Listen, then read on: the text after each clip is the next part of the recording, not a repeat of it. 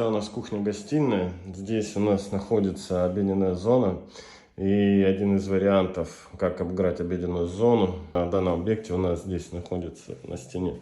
Посмотрите, декоративная штукатурка, она совсем, можно сказать, она такая мелкая фракция.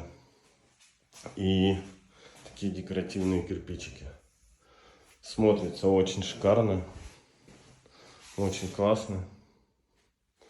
При всем при этом можно обратить внимание, что также у нас кондиционер, он выкрашен в цвет этой декоративной штукатурки. Соответственно, сам карниз, он окрашен в цвет этой декоративной штукатурки. Потом у нас идет такая синеватая декоративная штукатурка, и карниз, вот эти части уже выкрашены в другой цвет.